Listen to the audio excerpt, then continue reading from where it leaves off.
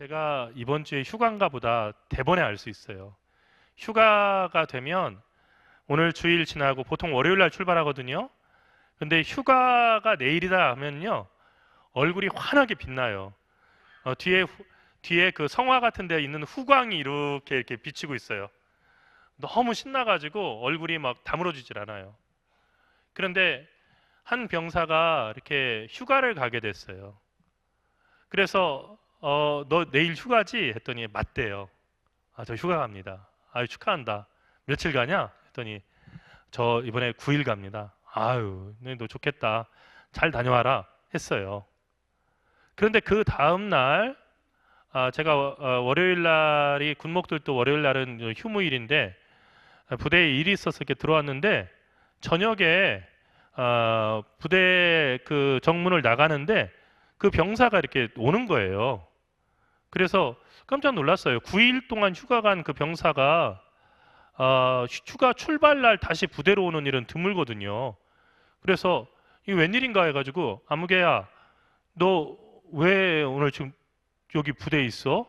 너 9일 동안 휴가 아냐? 했더니 맞습니다. 근데 왜 여기 있어? 했더니 집에를 갔는데요. 식구들이 다 이사 갔답니다. 언제? 했더니 한 달 전에요. 어디로? 했더니 그걸 저도 잘 모르겠습니다. 세상에 그런 일이 있더라고요. 그래서 야, 뭐 혹시 그 저기 부모님들하고 형하고 이렇게 너 놀려주려고 그런 거 아니냐? 했더니 아니요, 딴 사람이 살고 있던데요. 그러면 뭐야? 했더니 모르겠습니다. 그래서 막 풀이 죽어서 왔어요. 그래서 그냥 위로해줬어요. 그리고 밥도 사주면서 야, 그래도 아마 연락 오겠지. 어디 이사 갔다고 연락 올 거야. 그런데 이틀이 지나고 3일이 지나고 이렇게 했는데 어떻게 연락이 됐어? 했더니 아무도 아는 사람이 없대요. 그래서 야, 무슨 영화 같은 그런 일이 있냐? 했는데 이 병사가 전역할 때까지 그 가족이 어디로 이사를 갔는지를 몰랐어요. 여러분, 보통 병사들 같으면 어떠냐면요. 전역을 막 꿈꾸며 살아가는 거예요. 예. 옛날에 문재인 대통령 때 전역이 있는 삶 해가지고 그랬는데, 군인들은 전역이 있는 삶을 꿈꿉니다. 전역이라고 하면은 막 자다가도 그냥 깨어나는데, 이 병사는 저녁일이 가까울수록 나 어디로 가야 되지? 이게 막막한 거예요. 그래서 목사님 기도해 주세요 하는데 사실 너무 기가 막히고 있을 수 없는 일이 일어났기 때문에 이 병사한테 사실 기도하면서도 야, 도대체 그 부모님이 무슨 사정이 있길래 이렇게까지 할까? 소중한 아들인데 만약에 정말 이 불안한 마음 가지고 있으면은 탈영을 할 수도 있고 사고를 칠 수도 있는데 왜 얘기를 안 하고 도대체 무슨 죄를 졌길래 그렇게 갔을까 하고 질문을 던졌지만은 사실은 그 뒤의 소식은 저도 잘 모르겠어요. 어쨌든 그 병사는 되게 무겁게 전역을 했어요. 앞으로 어떻게 살까? 저는 우리들의 삶이 이와 같다고 생각해요. 이 세상 속에서 우리가 살아가는 것은 아무리 평안하고 건강하고 그리고 부유하게 산다 할지라도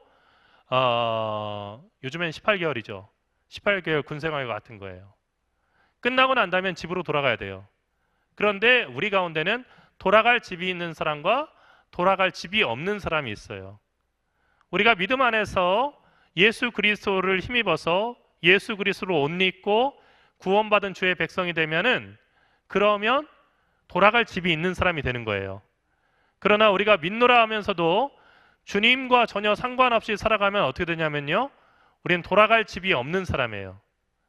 여러분, 우리가 지금 함께 매주 읽고 있는 이 기독교 강요라고 하는 책 48번째니까 거의 1년 가까이를 읽어왔는데요. 이게 한 이 정도 됩니다. 지금 제가 가지고 있는 책 두껍기가요. 이 정도 이렇게 두껍기가 되는데 그런데 이 책을 읽으면서 제가 이번 주 것은 대단히 어려우면서 주제가 어려우면서 제가 와, 이거는 정말 정말 귀한 말씀이다 그 생각했어요. 왜 그 고기 중에서 맛있는 고기 얘기할 때 소 한 마리 잡으면 이만큼 나오는 겁니다. 우선 그런 부위들 있잖아요. 예? 뭐예요? 제비추리예요? 예. 어, 예? 살치살이 그래요? 어쨌든 소 한 마리 잡으면 이만큼 나옵니다 하는 그 맛있는 그 살만큼이나 이 기독교 강요 전체를 통해서 정말 이거는 잊지 마세요 라고 얘기하는 말씀이 있다면 이거예요. 그래서 여러분들 오늘 이 자리에 참여하신 여러분들은 정말 복 받은 거예요. 아멘. 이거 잊지 마세요. 왜 이게 중요하냐면요, 우리가 구원받았다는 게 어떤 거고 우리가 천국 갈 수 있나 없나? 아까 좀 점심시간에 우리 권사님들하고 얘기를 나눴어요. 죽음에 관해서 얘기 나눴습니다. 연세가 있으신 우리 권사님들하고 얘기 나누면서 우리 믿는 사람들이 죽음에 관해서 항상 준비를 하고 살아야 한다는 그런 얘기를 했어요. 그러나 죽음에 관해서 얘기할 때마다 우리가 드는 생각은, 내가 그런데 지금 죽으면 구원 받을 수 있나? 이런 생각도 들잖아요. 그리고 혹시라도 딱 갔는데, 아니야, 너 점수가 5점 부족하다, 너 그래서 너는 탈락이야. 어머 어떡하지? 인생에는 재수가 없다는데, 그죠? 대학이야 3수, 4수, 5수도 할 수도 있고 뭐 6수, 7수도 할 수 있어요. 하지만 인생에는 재수가 없잖아요. 거기 가서 아니라고 하는데 어떻게 해요? 그러면 저 재수할게요, 다시 올게요. 거기서 내려가가지고 마치 그냥 그 재수학원 다니듯이, 시대인재 다니듯이 그냥 우리가 이렇게 인생 다시 살 수 없잖아요. 그러면 어떻게 할 거냐? 이거 정리 잘 돼야 되거든요. 이게 정리가 잘 돼야 믿음 생활하는 것이 진보가 있는 거예요. 오늘 칭의의 시작과 계속된 진보라는 제목으로 함께 말씀을 나누는데, 이 켈빈은 어떻게 봤냐면요, 사람이 의롭게 되는 것은 사람의 공로나 행위를 통해서가 아니라 믿음으로 의롭게 된다고 생각했어요. 그런데 그 다음에 뭐가 있냐면요, 성화가 있어요. 거룩해진다는 거예요. 그러니까 의로워진 사람은 어떻게 되냐면 거룩해진다는 거예요.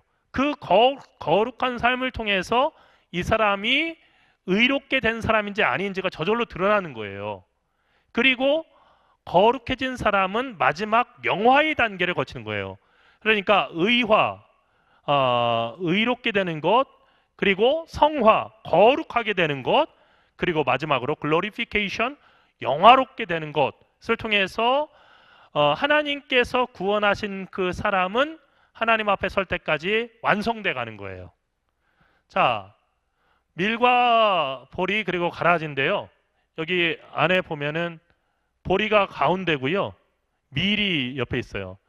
그러니까 보리하고 밀하고 잘 구분 못하는 분들이 많을 거예요. 농사를 짓더라도 요즘에는 보리 농사 많이 안 짓고 밀 농사 짓는 거 못 보니까. 근데 보리가 털이 더 길고 이렇게 구분이 돼요. 밀보다 훨씬 더, 그렇죠? 그런데 털이 있긴 하지만 가라지는요, 보리하고 밀에 없는 게 있는데 뭐냐면요, 알맹이가 꽉 찬 그런 이미지가 없고 털만 있어요. 근데 키가 이렇게 자라면요, 가라지하고 밀하고 보리를 갖다가 구분하기 어렵지만 완전히 추수할 때가 되면은 다른 것들은 곡식은 익으면 어떻게 돼요? 고기를 숙여요. 인사하는 애들. 인사 안 하는 애들만 다 일로와 일로와 하고 잡아서 뽑으면요, 걔네들이 다 누구예요? 가라지예요. 그래서 인사성 없는 애들이 가라지들이에요. 그래서 인사 안 하는 애들만 잡으면 되는데, 그런데 문제는 뭐냐면요, 아무리 농사를 잘 짓고 아무리 힘쓴다 할지라도 밭에는 밀도 자라고 가라지도 자라고 보리도 자라고 가라지도 자라는 거예요. 그래서 사실은 밀과 그 보리, 가라지가 함께 섞여서 자라기 때문에 쉽게 구분하기가 어려워요. 비슷해 보여요. 하지만 가라지가 밀이 될 수 없고요, 밀이 가라지가 될 수가 없어요. 하나님께서는 네 부류의 의를 우리에게 이제 보여주시는데, 이것은 네 부류의 의라고 하는 것은 네 부류의 사람들을 얘기하는 거예요. 교회 안에도 네 부류의 사람들이 있어요. 첫 번째, 하나님에 대한 지식은 전혀 없어요. 그리고 우상 숭배에 빠진 사람들이에요. 그러니까 교회에 다닌다고는 하는데 하나님을 알지 못해요, 전혀요. 그리고 교회에 다닌다고 하면서도 하나님을 섬기는 것이 아니고 자기가 만들어 놓은 우상을 섬기는 그런 사람들이 있어요. 교회 밖에만 있는 것이 아니라 교회 안에도 있어요. 두 번째 사람들, 이 사람들은 앞에 사람하고 조금 달라요. 뭐예요? 성례들로 시작을 해요. 그러니까 무슨 얘기냐면요. 세례도 받았어요. 성찬식에도 참여해요. 그런데 문제는 뭐냐면요. 삶이 상당히 불순해요. 삶이 정결하지 못해요. 그래서 입으로는 주여 주여 하면서 행위로는 주님을 부인해요. 그리고 단지 이름으로만 그리스도에게 속한 사람들. 그러니까 교인이시죠? 예. 그리스도인이세요? 네. 그런데 속에 알맹이는 아무것도 없는 거예요. 아까 그 가라지처럼요. 세 번째로 여기는 조금 더 악랄해요. 한 단계 앞서는데요. 헛된 속임수를 내세워요. 그러니까 속에 알맹이 아무것도 없는데요. 마음에는 불의가 가득 차 있는데 그 불의를 감추는 위선자들이 있어요. 자기는 선한 사람처럼 보이는 거예요. 그러나 하나님과 전혀 상관없는 사람이고 그 사람은 속임수와 불의의 사람이에요. 마지막으로요. 하나님의 영으로 중생되어 거듭나가지고요. 성령으로 거듭나서 성령과 피로써 거듭나니 하는데 거듭나가지고 참된 거룩함을 깊이 생각하며 그 거룩함을 꾀하는 자들, 내가 그렇게 참된 거룩함을 힘입어 살아야지 하는 사람들이에요.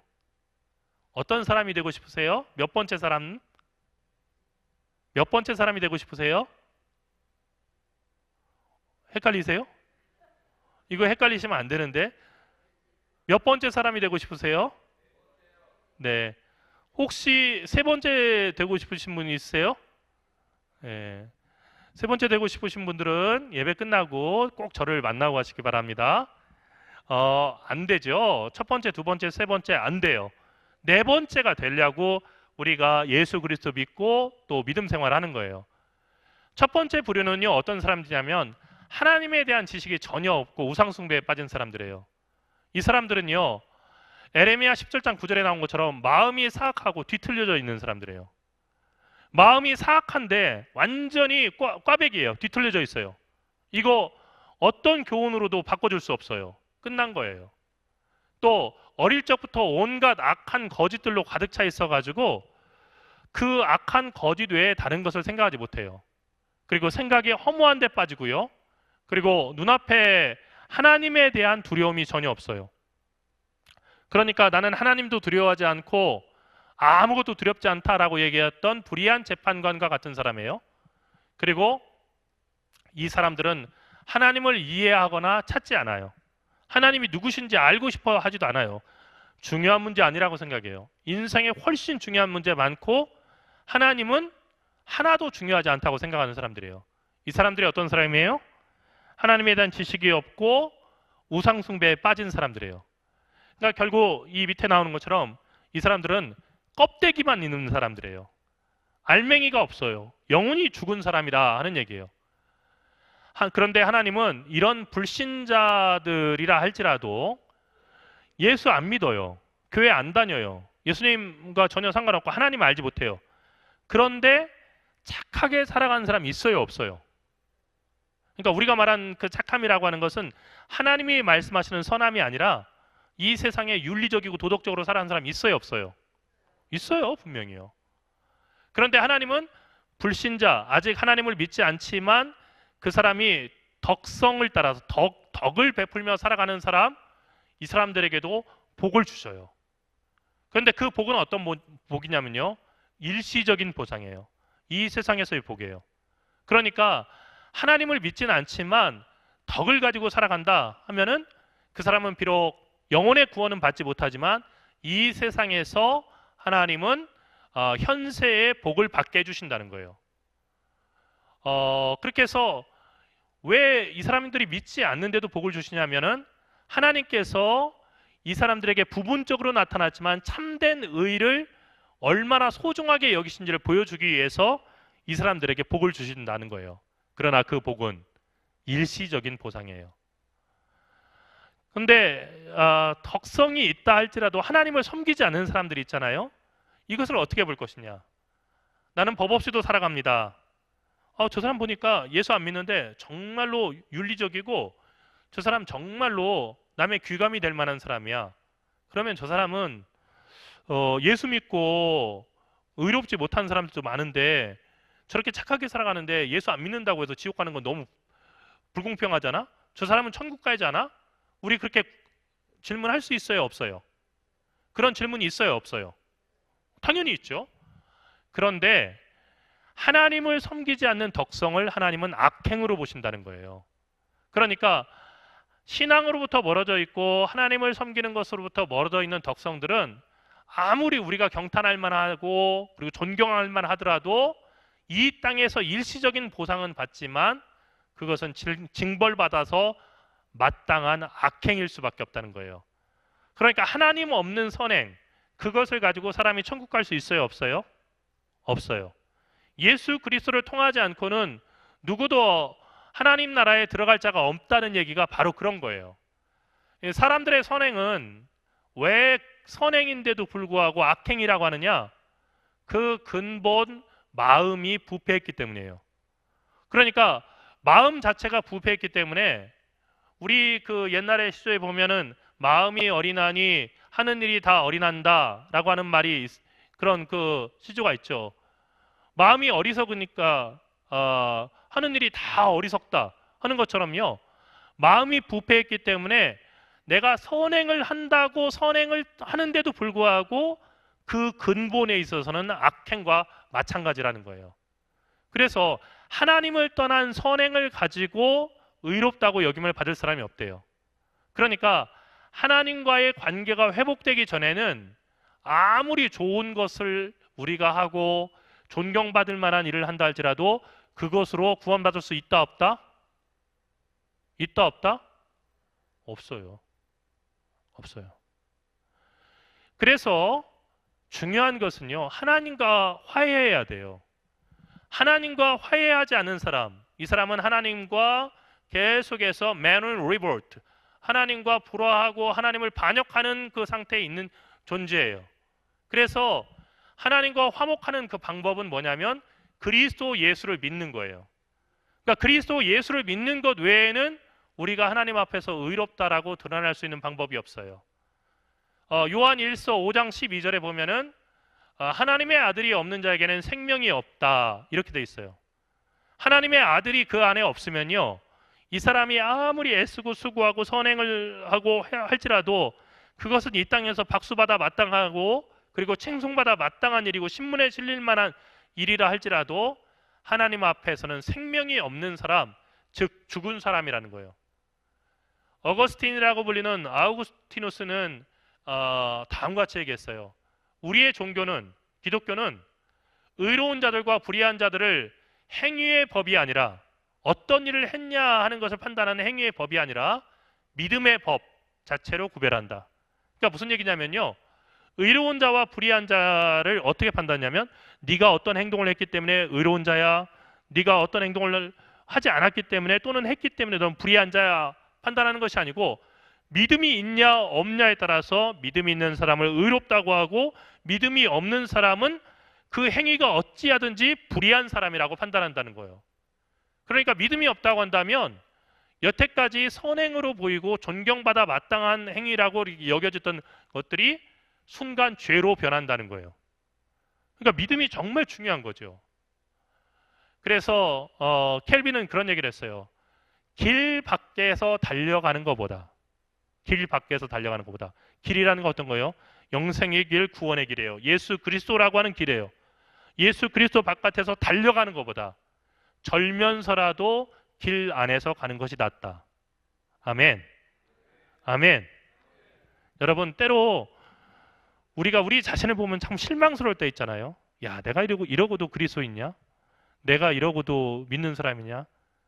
그리고 저 사람이 저러고도 그리스도인이라고 할까? 시험 들어서 교회 못 나오겠네.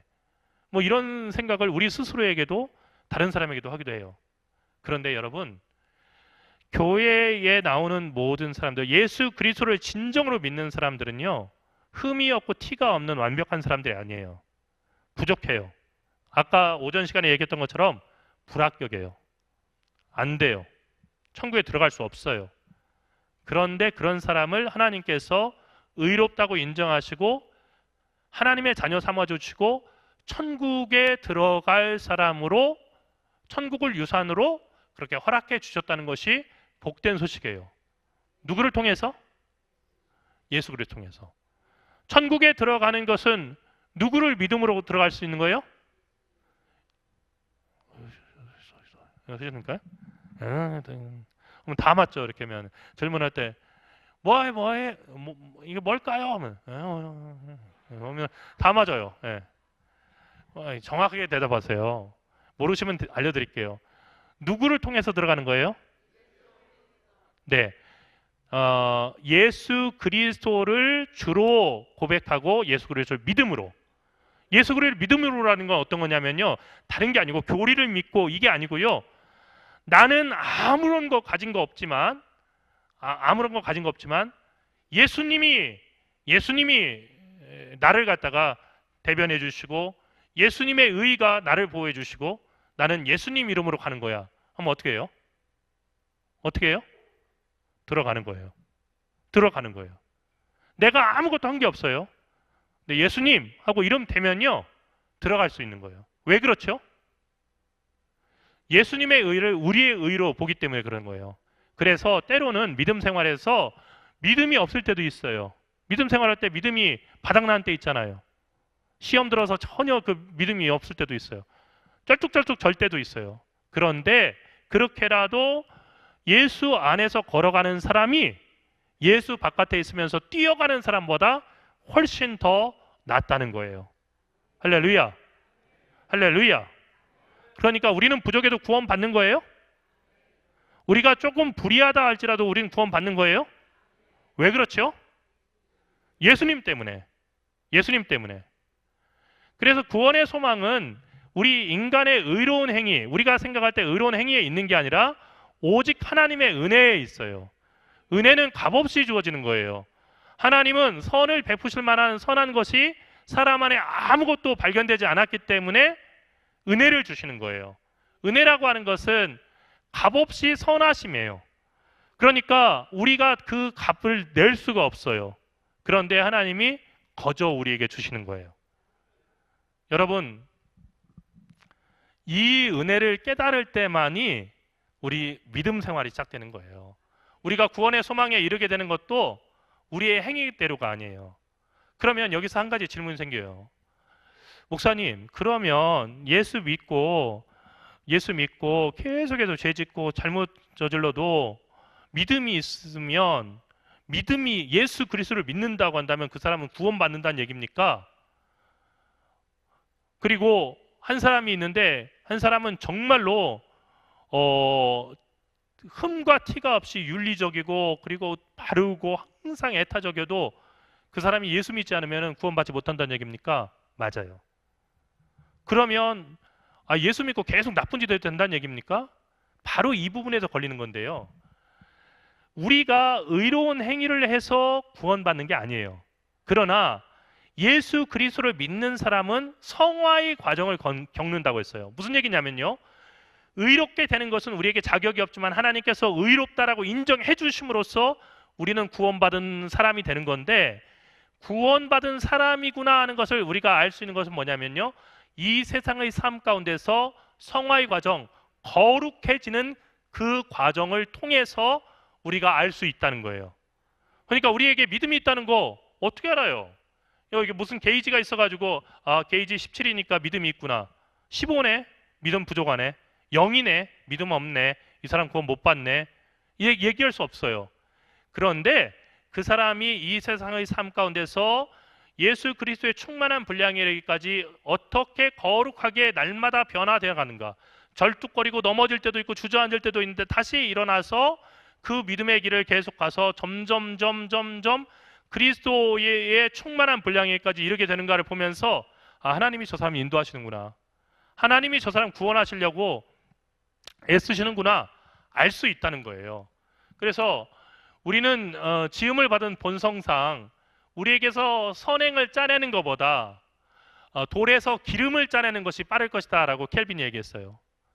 여러분, 석유라고 하니까 돌기름이라고 이렇게 번역할 수 있지만은 실제로 돌을 갖다 짜면 석유가 나오나요? 아니죠. 석유라는 것은 사실은 그 선사시대 때 막 그 고사리, 큰 대형 고사리라든지 식물 같은 거, 그런 것들이 다 저기 돼가지고 그것이 석유가 된 거잖아요. 근데 우리가 이제 돌기름이라고, 석유라고 이렇게 이름을 붙였을 뿐이죠. 돌은 짜내도 거기서 기름 나오지 않잖아요. 그런데 사도 바울은 여기에 비유했어요. 우리 사람들은 아무리 짜내도 거기서 선함이 나올 수가 없다. 그러니까 사람들이 어떤 선행을 저질렀기 때문에, 선행을 행했기 때문에 이 사람이 구원받을 수 있다. 이 이야기는 어불성설이다라고 본 거예요. 그래서 디모데전서 1장 9절의 말씀처럼 하나님이 우리를 구원하사 거룩하신 소명으로 부르심은 우리의 행위대로 하심이 아니요, 우리의 행위를 따라서 우리를 부르신 것이 아니라 오직 자기의 뜻과 영원 전부터 그리스도 예수 안에서 우리에게 주신 은혜대로 하심이라. 아멘. 아멘. 우리가 로마서 말씀을 오해하면서 오직 믿음으로 우리가 구원받는다고 얘기하는데, 에베소서에 와가지고 사도 바울은 그 믿음이 무엇인지를 분명히 얘기해 주는데, 그리고 다른 서신에서도 얘기해 주는데, 하나님의 은혜가 인간의 믿음에 앞선다는 거예요. 하나님의 은혜가 없으면 인간의 믿음이 없다는 거예요. 믿음 가지면 하나님이 우리에게 은혜 주신다는 게 아니고, 은혜를 주셨기 때문에 믿을 수 없는 우리가 믿음을 갖게 되고 예수 그리스도의 사람으로 변화된다는 겁니다. 그래서 켈빈은 이런 얘기했어요.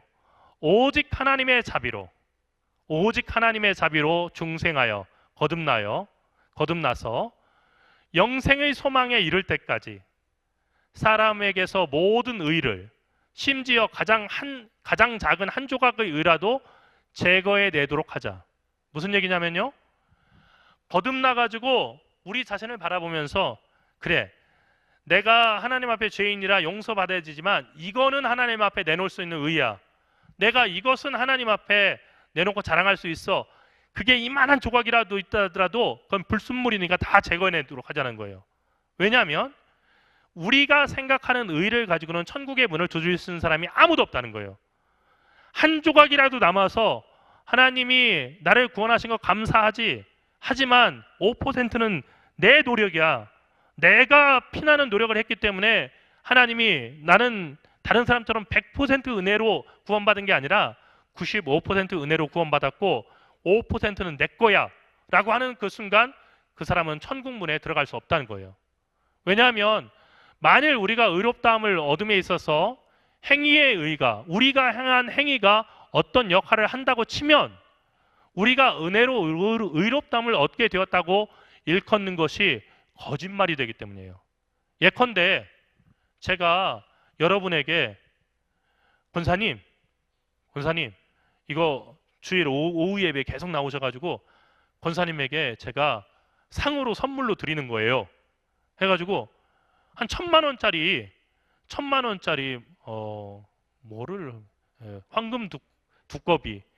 황금 두꺼비를 드렸다고 합시다. 되게 기뻐하시는데요. 예, 어두웠던 얼굴이 황금 두꺼비 얘기하시니까 막 되게 밝아지시는데, 저도 드릴 수 있으면 좋겠어요.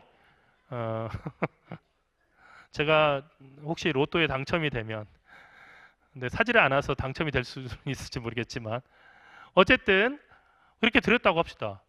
그래서 목사님이 나한테 황금 두꺼비를 다 주셨어. 오후 예배 참석한다고. 자식들은 다 자랑했어요.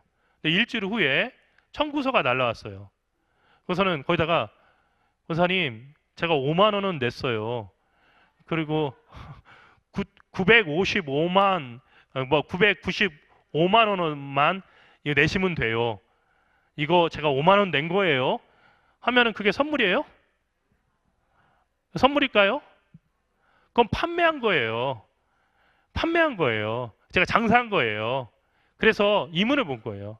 그러니까 하나님께서 우리를 의롭다 하시는 게 그런 식이 아니라는 거예요. 그러니까 우리의 의는 이 세상에서 잠깐 동안에는 칭송받을 만한 하더라도 그게 구원받을 조건은 안 된대요. 그러면 여기서 한 가지 명확할 게 있어요. 그러면 우리는 예수 믿고 함부로 살아도 됩니까? 그래도 다 구원받는 겁니까? 믿음 있으면. 그런데 믿음으로 구원받은 사람은 어떻게 되냐면요, 함부로 살 수 없어요. 거룩한 삶을 살아갈 수밖에 없어요. 그걸 통해서 하나님이 선택하신 것을 알게 된다는 거예요. 그래서 하나님과 화목하게 되는 사람들은 어떤 사람이냐면요, 오직 택하심과 부르심을 입은 사람들만이. 오늘 오전의 말씀을 통해서 택하심이라는 거 얘기했잖아요. 초대받았지만은 택하심을 받은 사람들은 적은 거예요. 그 사람들만이 성령의 작용으로 성령이 역사하셔서 그리스도의 핏부림을 받아서 죽음으로부터 생명에 이르러 아버지와 화목하게 될 수 있어요. 그런데 이 모든 하나님과의 화목의 시작이 뭐냐면 칭의예요. 그래, 하나님은 우리를 지켜보시면서 수습기간을 두시고, 자, 수습기간 60년 동안 네가 의롭게 살아가면은 정직원, 천국의 정직원이 될 수도 있어. 근데 수습기간 동안에 실패하면 정직원이 될 수 없어. 이렇게 보시는 게 아니고요. 먼저 우리를 의롭다고 하시고 구원받은 주의 백성이 되게 하시고, 그리고 우리의 삶이 변하여서 하나님이 기뻐하시는 거룩한 삶을 살아가도록 성령께서 이끄신다는 거예요. 그런데 그 과정에서 인간이 생각하는 이거는 선한 행위지 하는 것은 하나님의 대속에는 이만큼도 영향을 주지 못한다는 거예요. 이만큼의 만분의 1도 영향을 주지 못해요. 그러니까 우리가 남들보다 선하다는 이유로 우리를 구원해 주시는 것이 아니라 하나님의 의로우심과 선하심으로 우리를 선택하셔서 죄 많은 우리를 구속해 주시고, 그리고 하나님의 자녀 삼으신다는 거예요. 두 번째, 세 번째 사람들은 어떤 사람이냐면요, 하나님을 입으로만 고백하는 사람이고, 그리고 세 번째 사람은 마음속에 불의를 감추는 위선자들이에요. 이 두 부류 모두 양심의 불순함을 속이는 사람들이죠. 그래서 마음이 순결해지기 전까지는 이 사람들이 하는 행위가 뭐 남들을 구제하고 불우이웃들을 돕고 뭐 한다 할지라도, 그 의로운 행위가 있다 하더라도 거룩함을 얻을 수는 없다는 겁니다. 하나님께 받아들여지려면 먼저 어떤 행위를 하냐가 중요한 게 아니고요, 어떤 사람이 되냐가 중요해요. 사람이 먼저 의롭게 되지 않으면 똑같은 행위를 하더라도 그 행위가 의로운 행위가 될 수 없다는 거예요. 왜냐하면 잠언서 15장 8절의 말씀처럼 악인의 제사는 여호와께서 미워하셔도 정직한 자의 기도는 그가 기뻐하시느니라. 가인의 제사를 왜 받지 않았냐? 악인의 제사였기 때문이에요. 그러니까 악인이 아무리 하나님께 제사를 드려도 그것을 받지 않으시고, 정직한 자가 드리는 기도, 그것은 하나님께서 기뻐하신다는 겁니다. 마지막 네 번째 부류는 어떤 사람이에요? 하나님의 영으로 거듭나서 중생되어서 참된 거룩함을 추구하는 사람들. 사람이 내어놓을 수 있는 가장 뛰어난 의, 이것만큼은 그래도 하나님 감탄하시겠죠 하는 의도, 썩은 육체의 악취를 풍긴다는 것이 그게 성경의 증언이에요. 그러니까 사람이 의롭게 되는 것은 행위에 의해서는 100% 불가능하다는 얘기예요. 오직 하나님의 영으로 거듭나서 은혜에 의해서 속사람이 의롭다고 인정받을 때 그 사람이 의로워지는 것이지, 어떤 행위를 했기 때문에 이 사람이 의로워질 수는 있다 없다? 있다 없다? 네. 하나님의 자비에 따른 계속적인 죄사함. 여기에다 제가 빨간색을 했잖아요. 왜 그러냐면요, 우리 한 번 죄 용서받았으니까 우리는 무슨 죄를 저지르더라도 상관없는 겁니까? 한 번 죄 용서받았으면은 어떤 일을 저지라도 의로운 건가요? 할 때 그런가 아닌가 막 헷갈려요. 그런데 하나님의 그 속죄는요, 계속적인 죄사함이에요. 그러니까 하나님은 우리가 이 세상에 살아간 날 동안 세상 끝날까지 우리가 죄와 허물과 피 흘리기까지 싸울 것을 알고 계셔요. 너가 많은 실수도 있을 거야. 넘어지기도 할 거야. 그러나 내가 너를 포기하지 않을 거야. 너 용서할 거야. 그래서 너를 나의 자녀로 삼을 거야 하는 것이 예수 그리스도의 십자가를 통해서 우리에게 주시는 하나님의 약속이에요. 그 계속적인 죄사함이 없으면 우리가 몇 가지 그냥 행위를 잘해가지고 그것으로 순전한 의에 이른다는 일은 있을 수 없다는 거예요. 결론적으로 얘기한다면 그리스도께서 우리에게 베풀어주는 의 외에는 다른 의는 없다는 거예요. 우리의 행위 자체를 가지고는 하나님을 기쁘시게 할 수도 없고요, 우리의 선한 행위라고 할지라도 정말 이 정도면 최고의 의겠지라고 하는 그 행위로도 구원을 이룬다는 생각은 허튼 소리예요.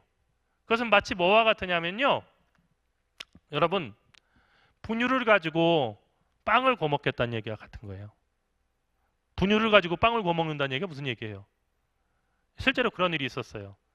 6.25 전쟁이 끝나고요, 미군들이요, 우리나라에다가 뭘 나눠줬어요? 옥수수 가루하고요, 밀가루하고요, 그리고 우유가루 나눠줬어요. 근데 우유가루를 우리나라는 처음 봤어요. 우유가 가루가 될 수 있다는 걸 처음 봐가지고요, 시골에서는 어떻게 했냐면요, 저거 가지고 수제비 해 먹어야겠다 해가지고 물 넣고 열심히 갰어요. 그거 가지고 수제비가 될까요? 될까요? 좀 정성껏 하면 되지 않을까요? 안 돼요. 그건 안 되는 거예요. 왜요? 그 안엔 글루텐이 없어요. 그래서 아무리 잘 부풀려 놔도 뭐 술빵 만들고 안 되는 거예요. 그런데 제일 처음에 밀가루하고 이 우유가루하고 잘 구분을 못 해가지고, 야, 이거 밀가루 색깔 곱네, 이걸 가지고서 이게 좀 빵 구워 먹어야겠다 해가지고 반죽해서 먹으려고 했다가 그거 다 버린 거예요. 여러분, 마치 이와 같은 거예요. 인간의 의를 가지고 하나님 앞에 구원을 맡겠다는 사람들은 분유가루 가지고서는 빵 구워 먹겠다는 사람하고 똑같은 거예요. 아무리 애써도 그것은 소용이 없고, 그리고 인간이 행위를 통해서 보속을 받겠다고 하는 것, 십자가에서 이미 깨져버렸어요. 그래서 어떤 사람도 구원받기에 합당한 의로운 행위를 할 수 있다 없다? 없어요. 그래서 구원은 오로지 그리스도의 의만 가지고 되는 거예요. 그래서 사람이 할 수 있는 것은 결국 뭐냐면요, 하나님이 값없이 받아들여 주심, 우리의 어떤 공로가 아니라 값없이 받아들이신 것을 붙드는 거예요. 오로지 하나님에게만 의지하는 것, 이것이 사람이 할 수 있는 유일한 거예요. 하나님은 그렇게 하나님만 바라보는 사람을 외면하지 아니하시고 구원해 주신다고 하는 것이 성경의 약속이에요. 기도하겠습니다. 살아계신 하나님, 은혜와 사랑을 감사합니다. 우리의 의를 가지고는 우리가 우리의 영혼을 지옥에서 건져낼 수도 없고, 우리를 하나님 앞에 감히 내세울 수 없으며 천국의 문을 두드리는 일조차 할 수 없다는 것을 말씀을 통해서 다시 깨닫게 됐습니다. 오직 예수 그리스도를 힘입고 예수 그리스도를 의지하고 예수 그리스도를 믿지 않고는 우리가 하나님 앞에 의롭다고 인정받고, 그리고 천국의 문을 열고 그 안에 들어갈 수 없음을 저희로 알게 하셨사오니, 오직 예수님만 의지하며 예수님만 믿게 인도하여 주시옵소서. 우리는 공로 없사오나 우리의 모든 선한 노력은 실패했으나 항상 우리 가운데 오셔서 우리 대신 우리의 의가 되어 주시는 예수 그리스도의 이름으로 간절히 기도리옵나이다. 아멘.